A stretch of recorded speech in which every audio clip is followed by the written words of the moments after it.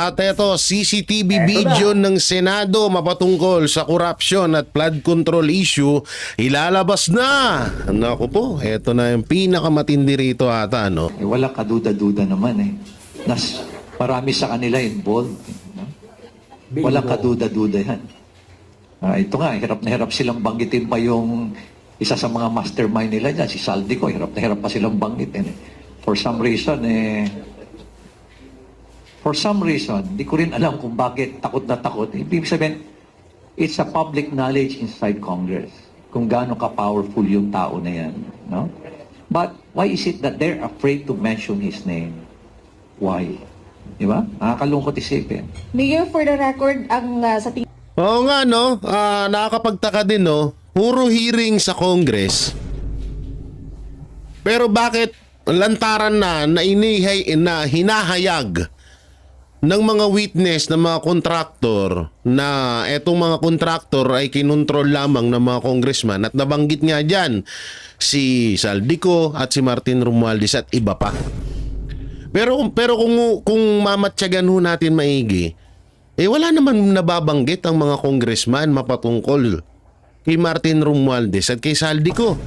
Hindi nga nila mabanat-banatan. Hindi nga hanggang, 'di ba? Halimbawa ganito, si Diskaya halimbawa lamang halimbawa. Si Diskaya inilahad niya na kasabwat si Duterte, kahit sino sa Duterte. Nakasabwat ng Duterte itong Diskaya. Pustahan tayo. Magkukumahog ang mga congressman na imbestigahan talaga to.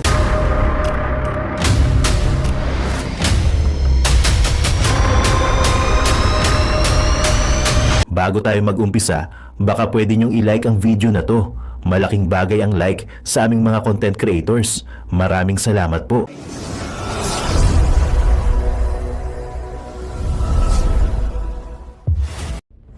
Boom! So yun guys, magandang araw sa inyo. It's me again, Boy Sardinas. No? Magandang araw sa inyo at magandang umaga, magandang hapon kung nasaan ka mang bansa ngayon naroroon. So ayan mga babayan, napakaganda na pag-uusapan natin ngayon. Diyos ko! So ayan, yung leak picture, no, ni Tamba Loslos, no. Andiyan yan sa dulo ng video, kaya huwag mong i-skip, wala yan sa ating preview.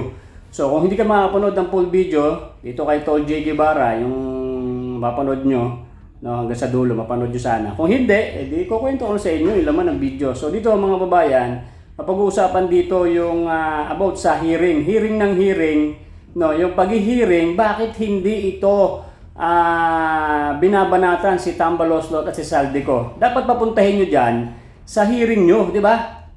No? May humahad lang baga itong si Tamba Loslos, mga babayan, ay pinoprotektahan ng mga kongresista, mga dyan sa hearing, no? Pero maghintay tayo mga babayan, no? Ito si Senator Marcoleta, no? Baka ipatawag din yan, no? Nahalata kasi siguro ni Senator Marcoleta na napakaraming nakapaikot sa kanya na mga demonyo. No, pagka tingnan niyo naman, 'di ba? Pinalitan kasi kay agad siya dahil alam ng mga kalaban is malapit niya nang ipatawag itong si Tamba Loslos at si Saldico. Tingnan niyo mga babayan, 'di ba? Binanggit ng Diskaya itong si Saldico at si Tamba Loslos. Ngunit ayaw nilang ipatawag itong si Tamba. Bakit kaya? Palagay niyo, kumare, no? Talaga grabe, no? Alam nyo mga babayan, dahil gumagastos na rin sila ng bilyon-bilyon, kaya nilang bilhin kahit sino. Okay? Pero ang mga Pilipino na mga nakakaranas talaga ng sobrang hirap na about sa baha, diyan sa flood control na Ghost Project, ay hindi na talaga mapipigilan ng galit. So may mga lumalabas na sa lansangan, ngunit kulang pa ito. Maghintay tayo, malay nyo, tutulong ng Iglesia ni Cristo. No, di ba? Meron nga pong lumalabas mga babayan na isang page na gumawa ng page ng Iglesia ni Cristo na meron daw pagtitipon. So nagsalita na po ang Net25 na hindi po sa kanila yon at fake page yon na wala po sa pinakamataas na nanunungkulan sa Iglesia ni Cristo, si Ka Eduardo Manalo, wala pong ganyan na sinasabi na may pagtitipon na about sa people power, no? Huwag po kayo maniniwala dyan. Sa Net25 lang tayo palagi manonood. Pag sinabi ng Net25, ganitong petsa, ganitong araw, ay magsitipon po ang mga Iglesia ni Cristo. na about sa pagtitipon sa peace rally. Peace rally naman palagi yan eh. Hindi naman nakikipag-away ang mga Iglesia ni Cristo, mga babayan. No? Malay nyo, pagka nag-peace rally ang Iglesia ni Cristo, sasama ang mga kababayan natin na talagang galit na, diyan na magsisimula people power na, no? Grabe, no? Oo, wala eh. Hearing lang sila ng hearing, gumagastos ang taong bayan about sa pondo kasi talagang gumagastos din dyan mga babayan. Pagkain, sweldo ng mga nag-hearing, di ba? Kaso umiikot-ikot mga babayan. Nagsalita na ang si Diskaya na nagsalita kung sino ang mga kasabwat. Dapat ipatawag nyo dyan. Kita nyo si Joseph Estrada, di ba? Dapat ito si Joseph Estrada, mga babayan, ay binanggit ni Diskaya, paupuin doon at isa lang na rin sa investigation. Hindi na siya dapat mag-imbestiga sa Diskaya at sa mga ibang kontraktor dahil sinabihan na po siya na siya ay kasabwat. O di ba, dapat ipagtanggol ni Estrada yung kanyang sarili about sa pagdawit ng pangalan sa kanya, pati yung si Villanueva, di ba? Wag na kayo, dapat hindi na sila mag-imbestiga dahil sila ay kasama na dapat sa iimbestigahan. So ano nangyayari sa investigation na yan? So ganito, dito papasok mga babayan ang people power. Kasi pagka ang paghihiring na yan, umabot na ng matagal tapos walang makukulong na mga demonyo na mga kawatan na opisyal, no, talagang pinaka punot dulo na nagpo-produce o nagbibigay ng pondo sa mga kontraktor ay magpi-people power na talaga yan mga babayan. O shoutout sa mga kumare ko dyan at sa mga kumpare ko dyan na people power na daw. Wait lang kayo. Magiging katulad tayo sa Nepal at ang iba pang mga bansa na talagang nag-people power na kamit po nila ang kanilang minimithi na nagbumaba na po sa pwesto ang kanilang mga presidente dahil sa people power, pero marami pong nagbuwis ng buhay.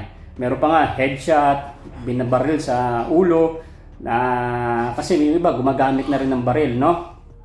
Pero talaga, kasama talaga yan na may talaga magbubuwis ng buhay pagka nag-people power talaga mga babayan. Wala po kasing iwanan yan. O hanggat hindi bumababa, walang titigil, talagang may das dyan, maraming masusugatan, maraming masusugod sa ospital, ganun talaga. Pero syempre, darating at darating tayo dyan, huwag muna tayo mainit. Dahil naghihiring pa rin, no? Ito ang nakulong lang si Diskaya, ibang kontraktor, si Brace Hernandez, o yung pang si Manang Nataba. Pag sila lang ang nakulong, yung mga kontraktor, alam na. Dito napapasok ang people power. So, antabay lang tayo. Syempre, yung mga hudyat ng mga mas nakakataas sa atin mga babayan, ay dun tayo. Pag sinabi ng mga DDS na pinakamataas sa atin, tulad ng mga sila Tolje, Banatbay, sila Cocholi, ay diretso na yan. Pag nanawagan na ang SMNI, dito na papasok yung KOGC. Yung KOGC, papasok yan talaga sa people power. Ito kasi Iglesia ni Cristo, hindi papasok yan sa gulo, sa people power. Pwedeng sumali yan, pero pistok pa rin yan. Pero ang KOGC, people power yan, kung mga 3 milyon, sabog ang Malacanang. Yan ang sinasabi namin sa inyo mga babayan. So ganito mga babayan, panoorin itong full video. Pasensya na po kayo, itong video natin ni Tol J ay naglalag. Medyo humina yung internet, pero maririnig nyo naman yung boses niya. O kompleto naman yun, medyo naglalag lang, hindi nyo lang makikita masyado yung kagwapuhan ng aking kapatid. So ganito mga babayan, kung nagustuhan mo itong vlog na to, don't forget to like, subscribe nyo rin sa Tol J Guevara para maabot na siya ng 1 million subscribers. Siyempre, huwag nyo kalimutan si Boy Sardinas at don't forget to like. Okay? So, pasensya na kayo. Ito nung suot ko, napakainit, hindi na ako umakyat sa taas eh. Papunta na rin kasi ako sa bundok at meron tayong tutulungan. Shoutout pala sa mga nanonood ng ating mga ads dyan. Meron tayong natutulungan sa mga sweldo natin kay YouTube para alam nyo na rin, yung mga nagla-like dyan at manonood ng ads natin. Meron tayong mga natutulungan sa mga lugar kung saan hindi natutulungan ng gobyerno. Meron nang namatay na matanda pero nabuhay pa dahil natulungan din natin. Marami tayong tutulungan mga babayan. Kaya umabot ka dito sa video na to. Maraming salamat. Pinapanood mo yung ads ni Boy Sardinas at nakakatulong po kayo sa mga babayan natin na talagang karapat dapat natulungan. O shoutout kay Daddy Frankie, paki-suporta po Daddy Frankie ha sa kanyang YouTube. Sa Facebook, Daddy Frankie Official. Grabe, yan yung idol ko na kung bakit ay dire-diretso pa rin tayo sa pagtulong kahit paano nagmula sa puso sa ating mga babayan na tapos palad. Okay, panoorin nito mga babayan, ang ganda nito. Andito si Mayor Magalong. Sasabihin dito talaga kung ano yung mga ebidensya about kay Tambang Demonyo. Okay? Panoorin niyo na. Tara, let's go! mga ipapakita ko sa inyong video na talagang etong si Romualdez ay nalalapit na ang katapusan. Pero, asawa ni Pera, pinagtanggol ng kanyang pinsan. Pero etong isang senador ay may ilalabas na CCTV video. So mamaya natin papanoorin yan. So dito muna tayo sa mga pahayag, no? Pahayag ni kung sino nga ba ang mastermind ng pagnanakaw dyan sa ating gobyerno. So ito po, panoorin natin. Sila po ba yung mga pangunahing sindikato dito sa Anomalia, yung mga kongresista? Wala kaduda-duda naman eh. Marami sa kanila involved. No? Walang kaduda-duda yan. Ito nga, hirap na hirap silang banggitin pa yung isa sa mga mastermind nila dyan, si Saldico, hirap na hirap pa silang banggitin. For some reason, di ko rin alam kung bakit takot na takot. Ibig sabihin, it's a public knowledge inside Congress kung gaano ka-powerful yung tao na yan. No? But why is it that they're afraid to mention his name? Why? Di ba? Nakakalungkot isipin. Mayor, for the record, ang sa tingin Oo nga, no? Nakakapagtaka din, no? Puro hearing sa Congress. Pero bakit lantaran na hinahayag ng mga witness ng mga kontraktor na etong mga kontraktor ay kinontrol lamang ng mga congressman at nabanggit nga dyan si Saldico at si Martin Romualdez at iba pa. Pero kung mamatyagan ho natin maigi, wala naman nababanggit ang mga congressman mapatungkol kay Martin Romualdez at kay Saldico. Ni hindi nga nila mabanat-banatan. Hindi nga hanggang, 'di ba? Halimbawa ganito, si Diskaya, halimbawa lamang halimbawa. Si Diskaya, inilahad niya na kasabwat si Duterte, kahit sino sa Duterte, nakasabwat ng Duterte itong Diskaya. Pustahan tayo. Magkukumahog ang mga congressman na imbestigahan talaga to.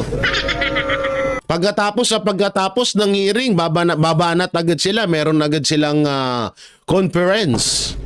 Meron agad silang masasabi sa mga Duterte. Pero ngayon, na pinangalanan ng mga Diskaya, etong si Martin Romualdez at si Saldico, hindi nila madare-derecho. Hindi nila kayang rektahin. Hindi nila kayang pangalanan. 'Di ba? Ganyan ho ka-unfair sa Congress. Nahalata ho natin na yung mga congressman ay talagang bataan ni Martin Romualdez. Obvious na obvious naman Sinasabi na nga ng mga Diskaya, ito po hindi ko po kinakampihan ng mga Diskaya. Kung dapat ho silang makulong, di makulong ho sila. Kasabwat ho sila sa nakawan 'di ba? So dapat makulong sila, dapat panagutan nila yan. Ang pinupunto ko ho dito is sinabi na mismo noong kasabwat ng mga congressman, nakasabwat nila ang mga congressman at hindi nga nila magagawa yan kung hindi dahil sa mga congressman, bakit walang imik ang Congress? Sa madaling salita, may pinagtatakpan sila. May kinakatakutan sila na hindi nila man nababanggit. So sino yun? Obvious na, yung dalawa. So ngayon talaga bumunga yung sinabi dati ni Vice President Sara Duterte na 2 tao lang ang may hawak ng budget ng Pilipinas. Walang iba kundi si Saldico at si Martin Romualdez. Ang masama pa dyan, si Pangulong Duterte ipinadala sa The Hague, ikinulong, na naging maayos naman ang Pilipinas nung panahon ni Pangulong Duterte. Na hanggang ngayon, imbestiga sila ng imbestiga sa korupsyon, wala silang mapatunayan.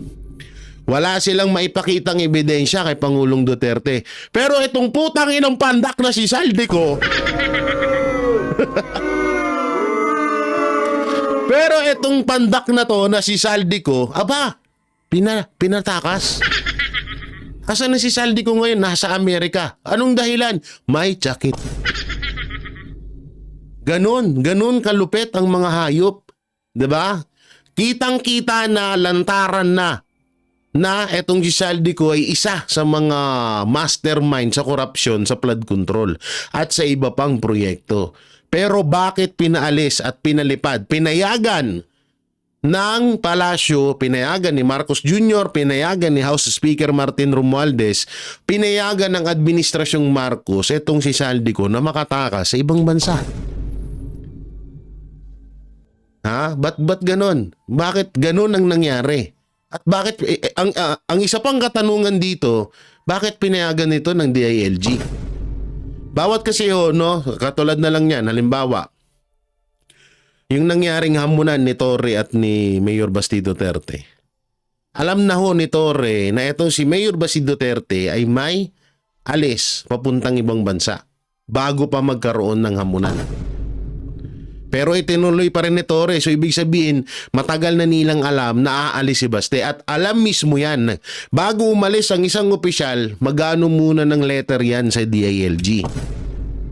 Correct me if I'm wrong, ha? Correct me if I'm wrong. I-correct nyo ako dyan sa comment section. Yan po ang ayon sa nalalaman ko. So itong si Saldico, bakit nila pinayagang na umalis? Na alam naman nila na siya yung sinisigaw ng taong bayan na pinuno ng nakawan. Sa totoo hindi pa nga pinuno eh. Kung sa kumpanya, CEO pa lang si Saldico. Wala pa yung president at wala pa yung pinaka-may-ari ng kumpanya. 'Di ba? So sino ba yung presidente?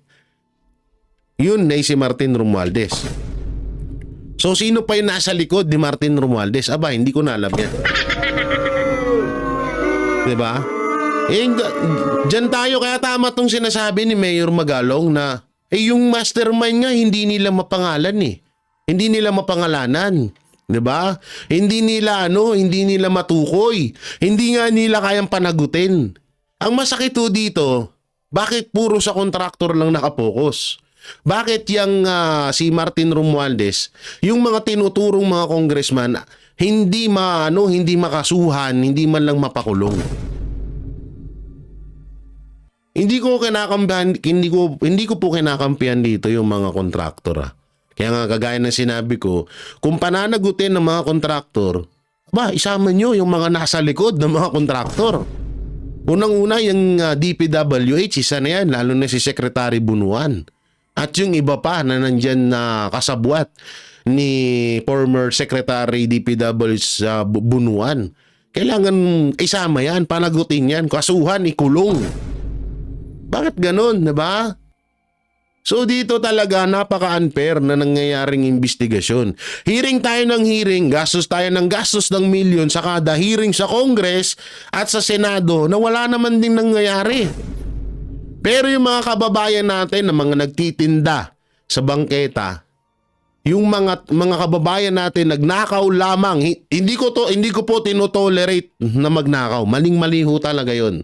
Pero yung mga kababayan natin na nagnakaw lang ng gatas, kaagad na ipakulong. Na yung kababayan natin kumuha ng isang sakong bigas dahil wala na siyang may pakain sa pamilya niya, nakakulong. Dahil yung lalaki na sa sobrang gutom, napili niya na lang magnakaw ng saging para lang may makain, nakakulong. Pero yung mga putang inang mga congressman na yan, na bilyong-bilyo ng ninanakaw sa gobyerno, malaya at nasa ibang bansa pa. 'Di ba? Ang masakit pa dito, pati yung mga anak nila namimihasa sa pera natin. Pera ng taong bayan. Dugot pawis ang inilaan natin niya sa pondo na yan. Tapos itong mga putang inang to, ito yung mamimihasa sa pondo natin. Diba? So sobrang unfair eh. Sobrang nakakagigil. Pasensya na ako kayo kung ganito ako magsalita kasi habang kami po ay sa totoo lang yung aming bakasyon ng Banateros dahil season break ko namin. Akala nyo ba sobrang... Opo, nandun kami sa point na masaya kami pero sa likod nun nandun pa rin po na naiisip pa rin namin na etong kasiyahan na nagaganap sa amin ngayon yung ibang kapwa namin Pilipino ay naghihirap at nagugutom. So hindi rin naman namin din kasalanan yun dahil hindi naman kami taga-gobyerno. Pero yun nga lang po, sobra din kaming nasasaktan na habang nandun kami sa kasayahan, yung iba pa naming mga kababayan ay talagang nagugutuman dahil sa katarantaduhan ng mga nakaupo sa posisyon or nakaupo sa ating gobyerno. Ito yung hirap sa atin no? Putay na tayo yung naghihirap para magkaroon ng pondo ang ating bansa, pero nakaw ng nakaw itong mga hayop na to. 'Di ba? Kaya kung ano man yung mangyari sa darating na 21 na magkakaroon ng rally laban sa korupsyon, at kung may masaktan man diyan ng mga politiko, ang masasabi ko lang, deserve.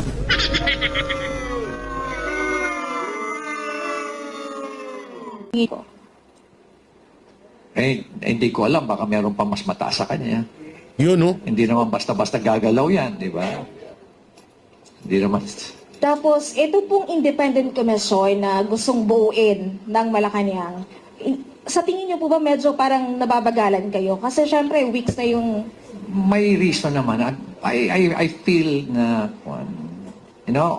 observing and watching the president, nakikita ko naman siguro na may strategy siya. Baka siguro may mga reasons kung bakit nagkakaroon ng delay. Meron naman strategy ang ating presidente.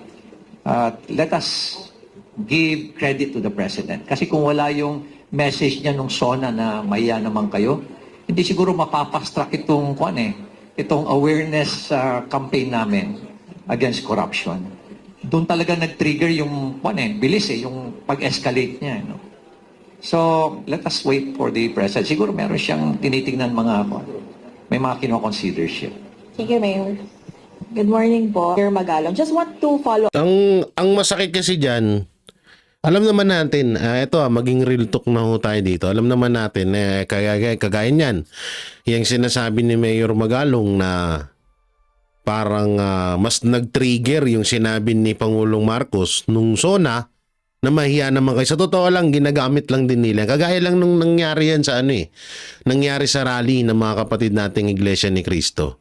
Na ginamit nila yung salita ni Marcos na ayaw ni Marcos sa impeachment labang kay Vice President Sara Duterte. So ginamit po yun ng mga kapatid nating mga Iglesia ni Cristo. So ngayon na ulit. Yan din ang ginagawa ngayon nito ni Mayor Magalong, ni Toby Tiangco at nung iba pa. So kung ako ang tatanungin, aminin ko na talagang ginamit lang talaga nila yung ginawa ni Marcos Jr. Pero ang pinakamasaklap dito, mismong yung nagsalita, hindi niya kayang imbestigahan. Alam niyo kung bakit? Pinsan niya nga ang tinuturo dito na mastermind eh. Ayun pa yung isa sa masakit dun eh. Pinsan mo ang tinuturong mastermind pero hindi ka makagalaw. Hindi mo magawan ng paraan, hindi mo ma-actionan yung pinsan mo na managot sa korupsyon. O baka naman na pwede na naming isipin na kaya hindi mapanagot ni Marcos Jr. yung pinsan niya dahil kasabwat din siya. Yan ang mahirap dyan. Bakit kaya siguro hindi masita-sita, hindi mapanagot? Kasi mamaya may papanood ako sa inyong video. Ito, katulad na lang ito. Putulin na natin tong kay Mayor Magalong. Katulad doon ito na sinabi ni Marcos Jr. no? Pakinggan niyo yung sinabi dito ni Marcos Jr. Tignan niyo yung pagtatakip ni Marcos Jr. dito sa pinsa niya. Pakingge. Matapos lumitaw ang pangalan ni House Speaker Martin Romualdez sa Senate Blue Ribbon Committee hearing, magkakaproblema raw talaga kung mapapatunayang totoo ang aligasyon ng mga diskaya. Pero tila depensa sa kanyang pinsan ang reaksyon ng Pangulo. Papakinggan niyo. Alam mo, kaming lahat suffer from that, sasabihin, utos ni Presidente, utos ni Secretary, utos ni ganito. Tapos, hindi naman totoo. Kaya, we'll have to know. Kadalasang biktima raw ang mga opisyal ng impresyon na kasabwat sila sa mga pumuputok na anomalya. Alam naman ninyo yan, that name drop lahat, pagpapakuha ng picture. Tapos sasabihin, tignan mo, malapit kami. Sa isang araw, 1,000 yung nagpapapicture sa akin. So, yung 1,000 na yun, malapit sa akin. Uy! Nang isama ni Diskaya si Quezon City 4th District Representative Marvin Rillo sa listahan na umano yung mga nakinabang sa flood control projects nila, si House Speaker daw ang madalas nababanggit ng kongresista. Ilang oras lang matapos madawit ang kanyang pangalan, mariing itinanggi ni Romualdez ang aligasyon. People have to be more careful at wag silang masyadong gullible. But again, it's something that all of us who are in high office suffer. All of us. Hindi naman daw krimen ang mag-name drop. Ang mali raw, gamitin ang pangalan ng ibang tao para sa pagnanakaw. May gusto ring ginawin ng Pangulo tungkol sa mga pahayag ng mga diskaya. Yeah. Can I correct that? These are not revelations. They are allegations. That's a very different. Allegations and revelations are extremely different. Anytime now, iaanunsyo ng ehekutibo kung sino ang mamamahala sa Independent Commission at kung ano-ano ang saklaw ng kapangyarihan nito. Bukod sa subpoena power, posible ring i-adopt ng komisyon ang suhestyon sa Pangulo na magkaroon ng contempt power ang Independent Investigative Body. Para sa agenda, O yan narinig nyo sinabi ni Marcos Jr. At dito halatang halata na dinidepensahan niya yung pinsan niya. ang malupit dito, anak ng titing naman. Ikaw yung nag-umpisa. Hindi pala, parang ikaw lang yung nagpainit. Dahil presidente ka nga eh. Kahit kupal ka, talagang kaso hindi nyo nangalan na pagandaan yun. Ginamit, di ba? Ikaw yung nag-umpisa na sinabi mo papanagutin mo ang mga involved sa dito sa issue ng flood control. Sabi ko nga ng paulit-ulit, ang issue ng flood control or yung mga magnanakaw ng flood control ay katawan ng isang ahas. Ang mga kontraktor, buntot lang yan. Ang nasa gitna ng katawan ng ahas ay DPWH. At ang ulo ay ang Congress at ang Palasyo. Kasama na siya dun. Ang linaw-linaw ho nun. Saan ba nanggagaling ang budget? 'Di ba? Pipirmahan ng Pangulo at dadaan sa Kongreso at pipirmahan ng Pangulo. Tapos pagkatapos diyan dadaan sa DPWH. At ibabagsak naman ng DPWH sa mga kontraktor. Bakit puro kontraktor lang yung nakikita naming parang ginigisa dito? Tapos yung tinuturo ng mga kontraktor, ayaw nyong imbestigahan. Ayaw nyo ngang in-name drop. Sinasabi na nga ng mga kontraktor na kasabuat namin si ganito, kasabuat namin si ganyan. O baka hinahantay, baka lang naman, baka naman hinahantay nyo na etong si Diskaya, etong si Alcantara, etong si Bryce, etong lahat ng mga kontraktor na involved dito sa flood control issue, baka inaantay nyo na lumabas sa mga bunganga nila ang apelidong Duterte. Hindi kaya ganon? Tanong lang naman, tatanong lang. Hindi naman siguro masama magtanong, di ba? Di ba? Hindi naman siguro masama magtanong. Kasi nga, kagaya na sinabi ko, kung etong si Diskaya, sinabi niya na Duterte ang kasabwat sa flood control, putang na magkukumaog tong mga congressman na to. Magrarally na naman yung mga congressman na mga makakaliwa dyan sa kalsada. 'Di ba? Pero bakit ngayon na pinangalanan ng mga kontraktor na itong si Martin Romualdez, Saldico at iba pang mga congressman ay nasa likod nila at binibigyan nila ng komisyon sa mga kontrata, sa mga project na nakukuha nila sa DPWH, ba't hindi nyo magawan ng solusyon? Ito pa pinakatanong dyan. Kung ang COMELEC ay katulad niyan yung Duterteyot, ano bang nalabag ng Duterteyot sa nalabag ng mga congressman na nasa likod ng mga kontraktor? Mas dihamak na mas malala yung mga nasa likod ng mga kontraktor, di ba? Bakit hindi magawan ng solusyon ng COMELEC na tanggalin or i-impeach etong mga congressman na nasa likod ng mga kontraktor? Ang masama pa dito, baka yung hindi lang nila kaalyado ng mga kontraktor yung tanggalin nila. Tapos yung kanilang baka yung hindi nila kaalyadong mga congressman lang ang yung tatanggalin nila. Pagdating doon sa mga kaalyado nilang mga congressman, absuelto na sa kanila. Yan ang masama dyan. No? Pinagtatanggol mo nga yung pinsan mo Anak kong teteng, lantaran na nga sinasabi na O ano yung interview ni Abante, 'di ba? Sabi ni Abante dun sa video na viral. Sabihin mo na ang totoo. Tapos na to, sabi niya. Sabihin mo na ang totoo. Ganun pa siya. Sabihin mo na. Diskaya. Sabihin mo na ang totoo. Tapos na to.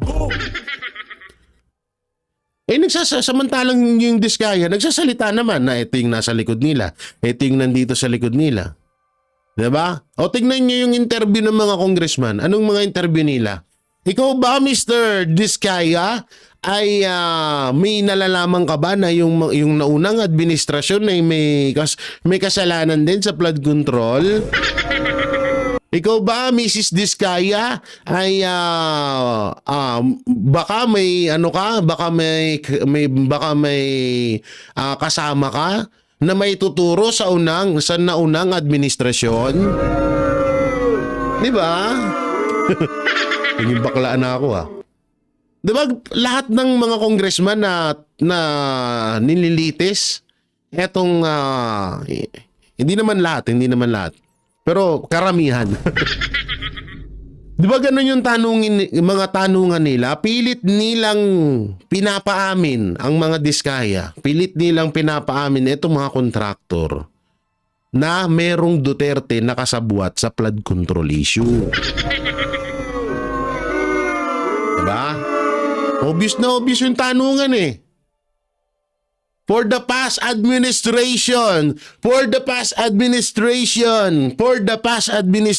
Yan yung maririnig mo number 1 sa mga bunganga nila.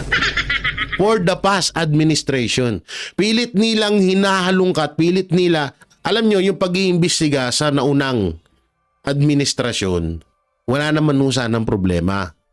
Kaso, ang punto ho kasi dito, inilabas ng mga Diskaya yung ngayong administrasyon na mga kasabwat nilang mga congressman. Tsaka ito pa, si Saldico. Kailan ba nanalo yan?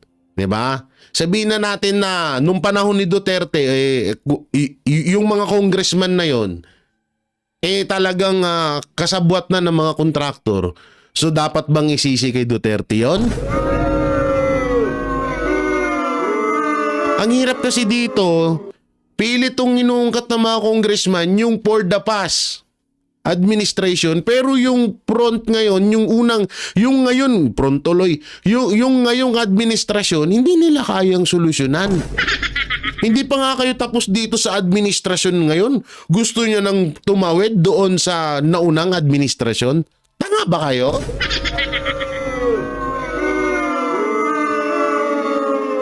Anak ng teteng, halos panoorin mo yung mga interview ng yung tanungan ng mga congressman sa mga kontraktor, 'di ba? Palagi mo maririnig for the past administration. Na baka daw may maituro ang mga Diskaya na sa panahon ni Pangulong Duterte. Kaya nga hindi na kaya nga etong si Pastor Benny Abante ang pinakamakadiyos, pinakamagaling na pastor. Sabi niya dun sa video niya, 'di ba? Pinakalamang sa lahat ng tao sa buong mundo. Pinakamagaling na pastor, talagang tinatawag na sinusuportahan ng Diyos, lahat ng Diyos sa kung nasan man. Sabi niya sabihin mo na lahat para tapos na ito.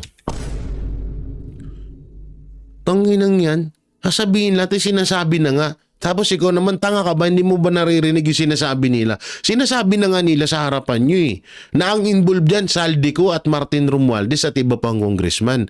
Anong gusto nyong lumabas sa bunganga nila? Involved si Pangulong Duterte na kahit nasa daig na?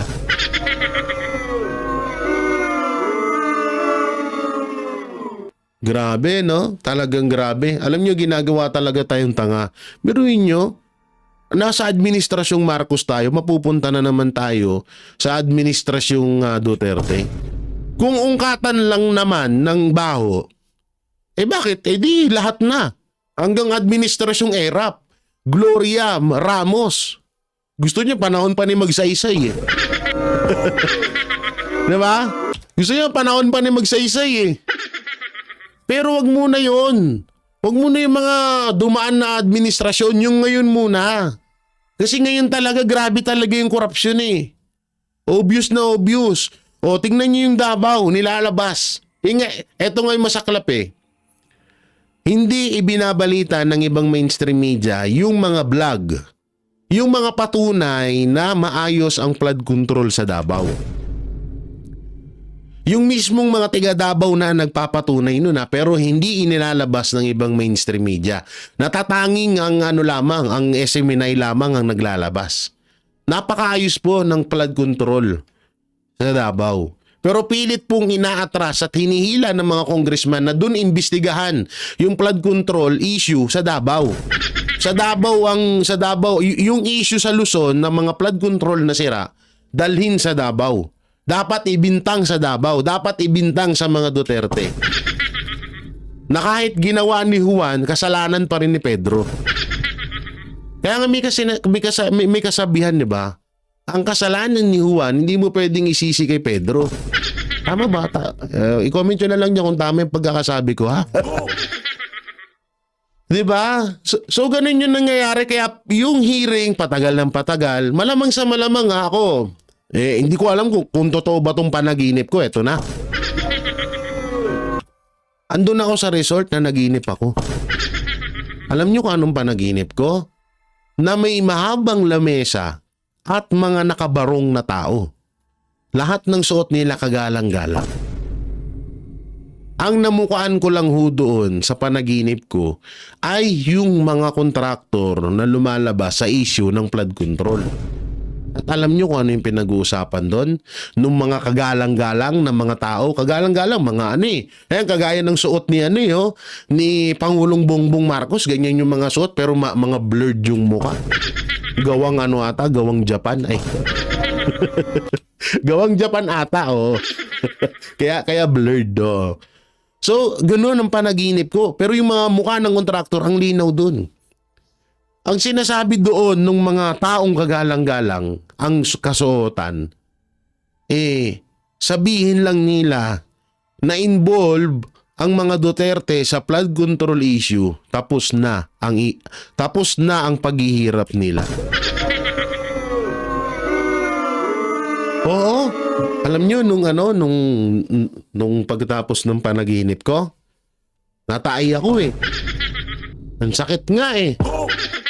Sabi ko, grabe yung panaginip kong yun ha. Oo. Sabi ko, medyo malapit ngayon ha.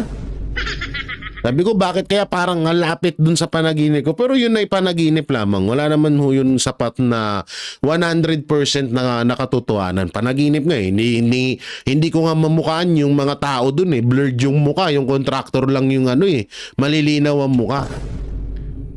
Kaya siguro napaisip ako na hindi kaya totoo yung panaginip ko? Kaya napapatanong ako, hindi kaya totoo yung panaginip ko? Hindi kaya dun sa panaginip ko yung mga naka-Amerikana, nakabarong na mga tao ay yung mga congressman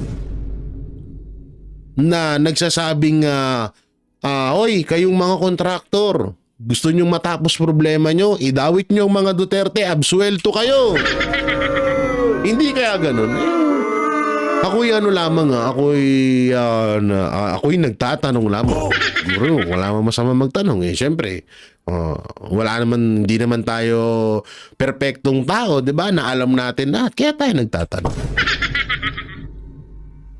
At sabi nga nila, ang taong kulang sa paliwanag ay kailangan paliwanagan. Para hindi ito, para may alam. Ang taong may kaalaman, hindi malalamangan.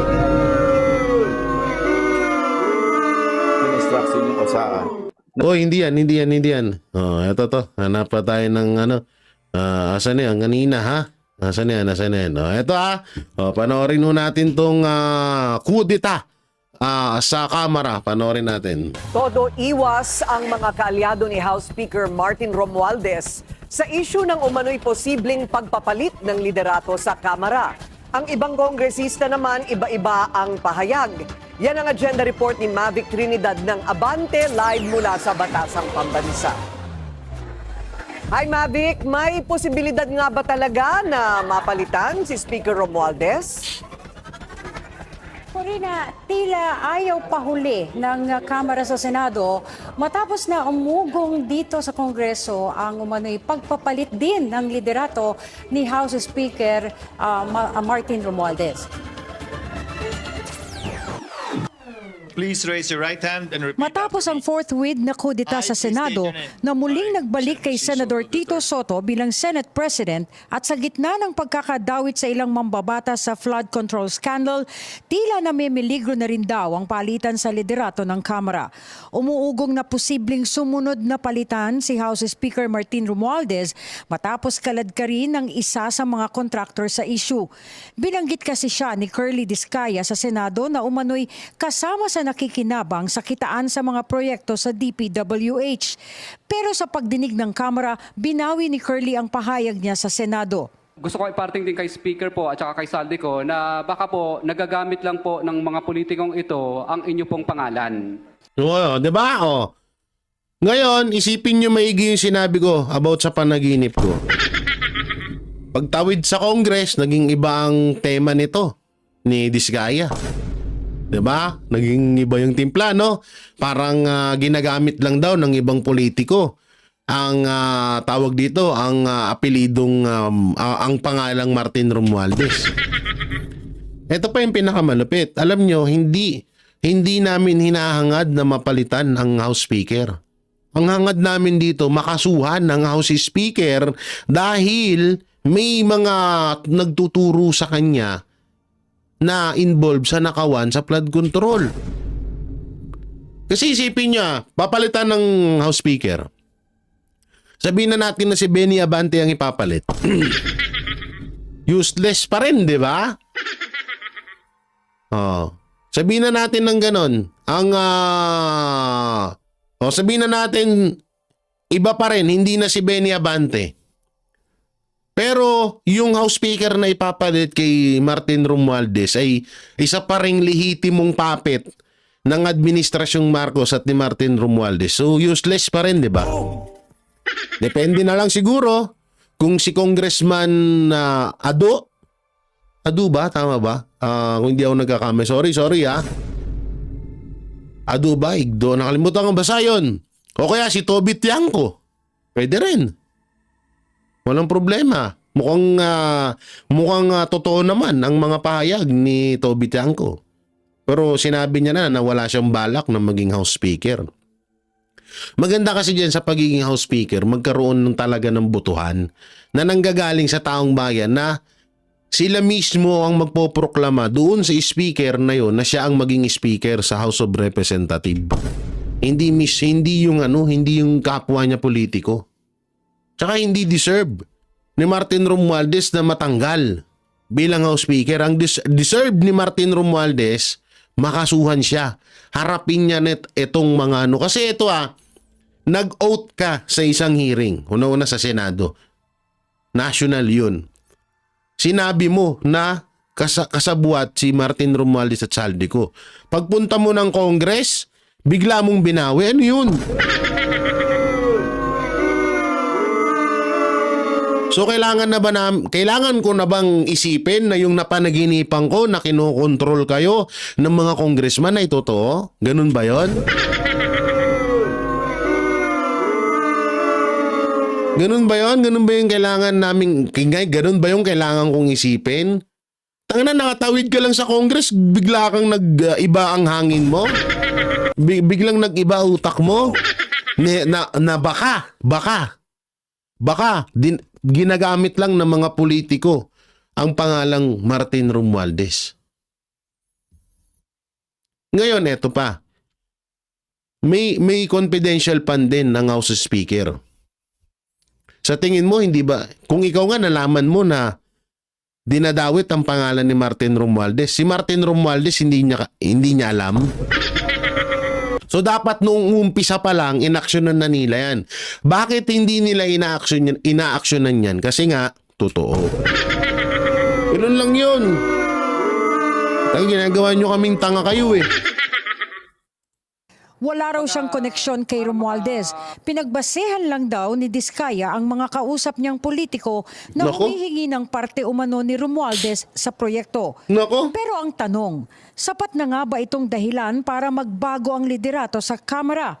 Sabi ni Navotas Representative Toby Tiangco, noong 1 linggo pa raw may mga nagtatanong na sa kanya kung may sapat na numero para mapatalsik na ng tuluyan si Romualdez. Nababahala na raw kasi ang mga mambabatas sa kinakalabasan ng pagdinig sa flood control scandal. Lumala pa ng kinanta ng mga Diskaya ang ilang kongresista sa anomalya. Sa panayam ng Billionaire News Channel sa ilang mambabatas, may mga nagkumpirma at may mga nag-deny sa isyong ito. Sa isang text message, sinabi ni Negros Occidental 3rd District Albi Benitez na public office is a public trust. Sinundan niya ito ng isa pang text message, kung wala ng tiwala, dapat na anyang umalis. Isa si Benitez sa sinasabing contender sa pagka-speaker, bukod pa kay House Majority Leader at Presidential son Sandro Marcos. Pero kung si Tiangco ang tatanungin, hindi lang daw dapat speakership ang palitan, kundi ang buong liderato ng Kamara. Maging si Kamanggagawa Party List Representative Eli San Fernando, kinumpirma niyang matagal nang may nangyayaring gapangan sa pagbabago ng House leadership. Pero inamin niyang wala pang kumakausap sa kanya. Todo iwas naman sa issue ang mga kaalyado ni Romualdez, gaya ni Deputy Speaker J.J. Suarez na ilang beses niyang sinabing walang ganitong issue at hindi anya mangyayari ito. Itinanggi rin ito ni Infra Committee Chair at Bicol Saro Representative Terry Ridon. I don't think there's a leadership change. None at all. Totoo man o hindi ang umano'y planong kudeta sa Kamara, ang tanong, napapanahon na nga ba ito at sino ang tunay na makikinabang dito? Eh, syempre sila. Sila may kinabang din. Hindi alam nyo, may mga, ewan ko lang kung kailan kikilos. Dapat yung ibang, alam nyo, yung ibang mga congressman dyan, dapat dapat kumilos na rin kayo eh. Dapat kumilos na rin kayo kasi yung mga matitinong congressman nadadamay sa mga walang iya at demonyong congressman. Sa totoo lang, hindi naaawa din ako sa ibang mga congressman dahil yung iba nagtatrabaho talaga ng maayos eh. Hindi uma-absent, talagang todo buhos sa mga distrito nila kung paano makatulong, mag-iisip sila kung paano makatulong sa mga kababayan nila. Talagang pinapakita nila na hindi sayang yung boto sa kanila, hindi sayang yung pagtitiwala ng taong bayan sa kanila. Ginagawa nila lahat eh. Pero nadadamay sila dahil sa mga kasamahan nila na talagang magnanakaw sa kaban ng bayan. Kaya dapat yung mga congressman na mga matitino, dapat kayo eh, isa rin kayo sa mga, kung kayo, kasi posibleng wala kayo nalalaman eh. Gayahin nyo sana itong sila Toby Tiangco, gayahin nyo sana itong si Mayor Magalong, na kung ano yung nalalaman nyo, sabihin nyo, ilahad nyo. Una-una, hindi porket congressman kayo, wala na kayong freedom of speech. Meron din po kayo niyan. So dapat kayong mga matitinong mga congressman, dapat kayo yung magkakampi-kampi. Labanan nyo yung mga tiwaling kapwa nyo congressman. Kasi nga, ang rito, pati kayo nadadamay eh. Diba? Ako naniniwala ako na hindi lahat ng mga congressman ay talagang katulad ni Saldico. Katulad ni Martin Romualdez, hindi ako naniniwalang ganun. Diba? Yung iba talaga yan malilinis, matitino. At talagang ginagampanan nila ang kanilang trabaho. So dapat ngayon pa lang gumawa na rin po kayo ng paraan para matapos na rin yung nangyayaring yan. Sabihin nyo kung ano yung mga nalalaman nyo. Hindi yung iba kasi may sinasabing tamang panahon. At yun na nga mga kababayan, ano na ang masasabi mo? Kung mayroon kayong hinaing at komento patungkol sa balitang ito, please comment down below. Pag-uusapan natin yan sa comment section. At kung nagustuhan nyo ang video, ay huwag kalimutang mag-like at i-share na din para mas marami pang makaalam at umabot ito sa marami sa ating mga kababayan. Maraming salamat po. Mabuti pa ang sardinas, may label. Eh tayo, wala. Nay, ito na yung bayad ko sa isa, ano? O, kunin mo yung isa. Isa muna, iyan, no? Tapos, isa pa, di ba? 4 dapat na sardinas, eh. O, yan. 3 na. Pang-4 na sardinas. O, okay na.